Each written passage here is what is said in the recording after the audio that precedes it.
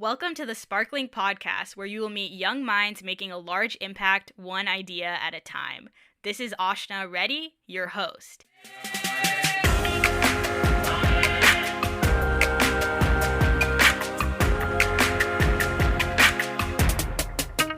The Food and Agriculture Organization of the United Nations, commonly known as FAO, reported that roughly one-third of the food produced in the world for human consumption every year gets lost or wasted.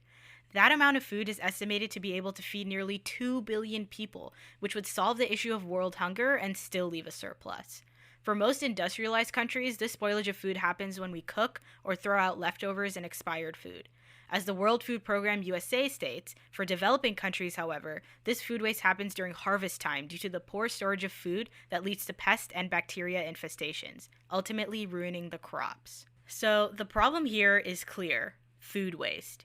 Mikayla Sullivan, the co-founder of KinoSol, a startup that primarily creates solar dehydrators to solve the issue of food waste in developing countries, was an undergraduate student at Iowa State University when she and a couple more students first stumbled upon this issue. She found that although smallholder farmers were producing, it was just not getting to the plate. Luckily, I was able to chat with her to ask her why that was the case. So a lot of times it went to waste due to market access, limited infrastructure, and just lack of access to technology.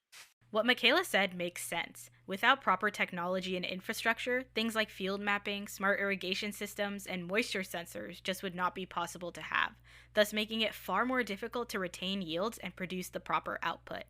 But then, what is the solution for these developing countries that do not necessarily have the ability to upgrade? That's where KinoSol comes in.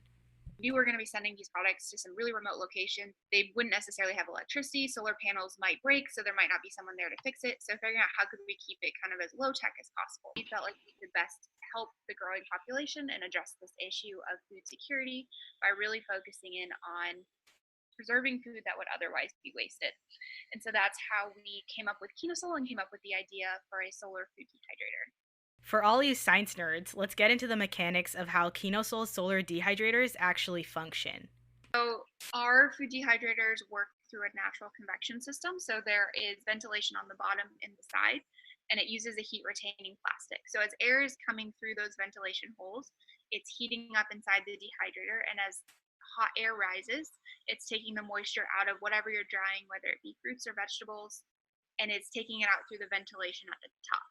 It's fairly simple. You just need the dehydrator and you can set it out in the sun. By the end of the day, you'll have some dried snack or dried fruits or vegetables. Now that we understand how this cool product functions, let's get into why Mikayla was targeting smallholder farmers as the primary consumers of the solar dehydrator. For your everyday consumer in the US, food waste doesn't really impact us, or we don't feel the impact of it as personally as the smallholder farmers do.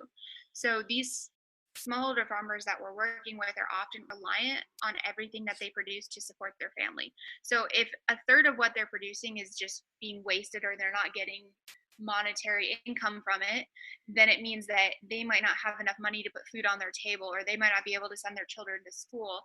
And so that's where we felt like we could have the most amount of impact, because the negative connotations or negative side effects of food waste were so personable and so tangible, where I think you and I, or your everyday consumer, we don't feel bad if we throw out a banana or a tomato, and it's because it doesn't have a big impact on us because we have disposable income, and it's just not something we really think about or are conscious about. To understand the larger impact that KinoSol is making, we have to understand the three key metrics that they look at. So the amount of food that we're able to preserve that would otherwise go wasted, the impact that extra food has on the health and nutrition of the user and their family, and then also the income generation side. So by selling the dried outputs, how much additional income can these families or users generate through using the technology and selling the outputs? By understanding these metrics, the KinoSol team was able to come up with methods for decreasing post-harvest loss, including best dehydration practices and teaching their customers the best practices for budgeting and record keeping. KinoSol is in 40 different countries, and what I wanted to know was how the differences between each country affected the creation of the solar dehydrator. So a majority of the countries we are in are from early kind of years of field testing. So for us, it was really focused on understanding the challenges around food waste and then understanding how we can make the technology as universal as possible. So it's not just one location specific, but understanding the impact of the dehydration technology and how can we design it so that it's going to work in, South America, but also work in Asia. And so understanding and collecting a lot of that field data gave us enough to figure out, okay, this is how we need to construct it, this is what it needs to look like, and this is how we can impact the most amount of people without having to create like a specific dehydrator for each country. So, Mikayla and her team had to make sure the product was universal, and during the process, they were able to learn quite a bit on how to get their product accepted in the world.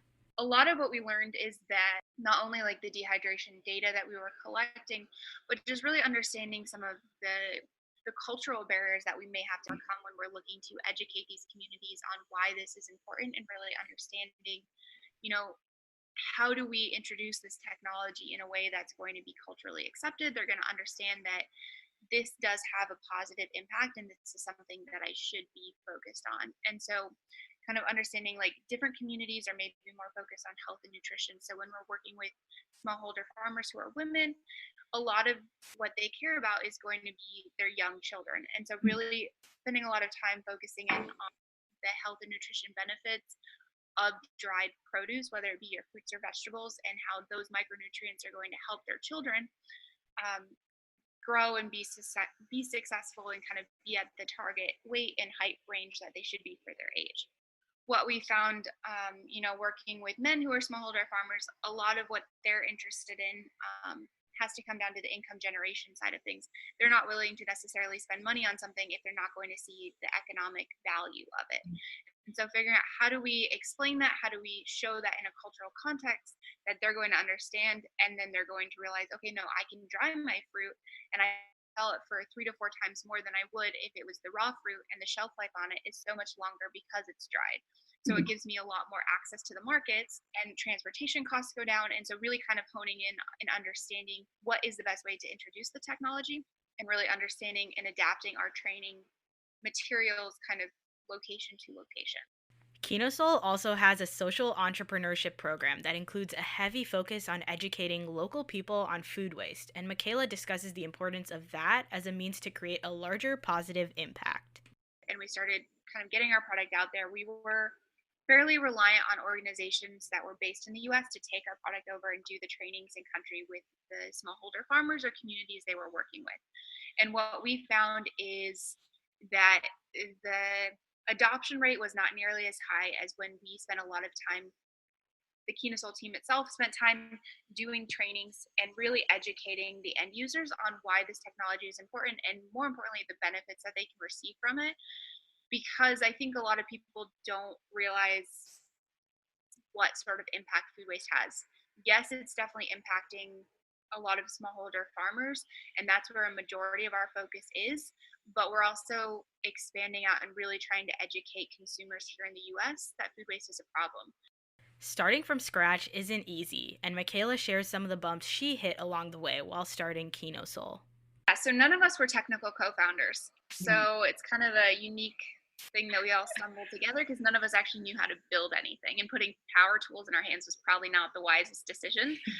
And so that was something we had to overcome and really spend a lot of time working with faculty and other students who understood how do we actually build this thing. And then I think it's sometimes a good thing and a bad thing. Being young, I think you have a lot of people who are willing to give you the time of day and spend time talking to you about specific topics. But being young is also a slight disadvantage of people are kind of questioning, like, are you actually going to make this happen? Are you going to follow through? What does that actually look like? And so I think there's definitely pros and cons. And I think we just tried to maximize the upside and not worry about what other people necessarily thought. Mikayla also went ahead and discussed the type of support she looked for and received to help her create KinoSol. So when we started, we were all undergraduate students at Iowa State. So all of us were pretty young college students. We didn't really know what we were doing. Thankfully, we had a lot of support from the faculty system, not only from our own College of Agriculture, but from the engineering department, from the food science department. And so to really get things going, we spent a lot of time talking to a lot of experts in the field, really trying to understand how does dehydration work? What do we actually need to understand in order to build a dehydrator? And then we were fortunate enough that we had a lot of friends and family that had experience with woodworking, machining, and so they were able to help us actually put together our very first prototype.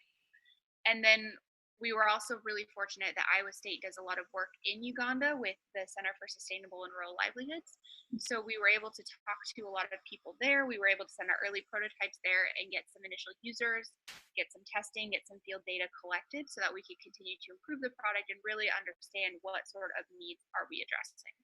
If you are trying to start a startup or fulfill your ideas and projects, here is some advice Mikayla shared from her experience. Just get out there and start doing it. And don't feel like, even though you're young or you might not be an expert in this specific field, it doesn't mean that you can't do it.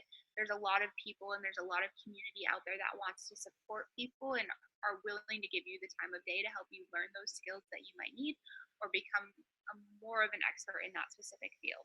And here's Mikayla's call to action for all of us listeners and her vision for how KinoSol will affect the world. The biggest thing I would encourage listeners or anyone in the US is just be more conscious about food waste and understand, yes, while it's pretty convenient for us to just throw food out that's starting to go bad, maybe we should start thinking about what can we do to decrease the amount of food that we're throwing out every week and start playing our part in terms of improving both the global economy, improving the environment, and mitigating the role that we play in some of these negative impacts around the world. Mikayla is right. The impact of food waste is not always discussed and often overlooked, but it's huge. It contributes to 8% of the total greenhouse gas emissions globally. As the Washington Post describes it, if food waste were a country, it would come in third after the United States and China in terms of impact on global warming. If you would like to get involved, learn more, or have any questions, you can go to getkinosol.com. You can also follow KinoSol for regular updates on social media. Thank you for supporting this podcast, and please subscribe so you don't miss a new episode every Wednesday. You can also follow this podcast for regular updates on Twitter and Instagram at Sparklink Pod, all lowercase.